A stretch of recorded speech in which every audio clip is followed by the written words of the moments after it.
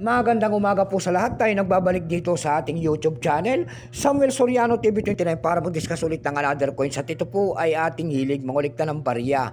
Kaya ho tayo nandito nagsiselling ng kanilang mga alaga, ang aking mga koleksyon, at malaman natin ang tunay na presyo at isa naman tayong kolektor. Magandang umaga po sa aking mga subscriber dyan. Ayan, kung saan kayong panig ng mundo. Keep safe po sa lahat and God bless. Maraming salamat sa inyong lahat.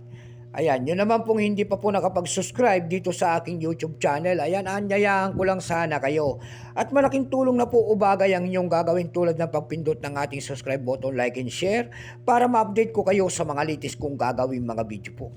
Mayroon na naman tayong pag-usapang barya guys para malaman natin ang kanyang presyo. Ito po ay world coins. Ayan, pera po ng Malaysia. Ayan, 20 cent po. Ayan. Bago tayo magsimula sa ating talakayan, ayan, baka mayroon kayong mga ganyan. Bultuan po ang bili natin sa mga ganitong mga world coins. Bago tayo magsimula sa ating talakayan, kilalanin mo muna natin siya para malaman natin ang kanyang presyo.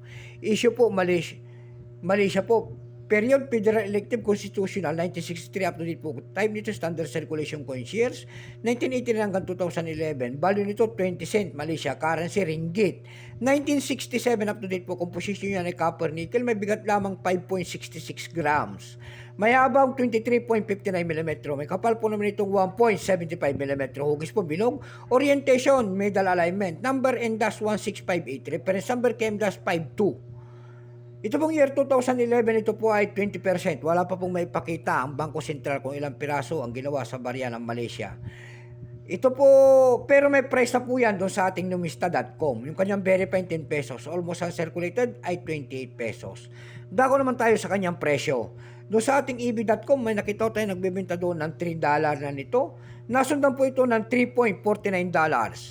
And then, may nakita naman tayo doon na 358 pesos. Dako naman tayo sa Carousel PH.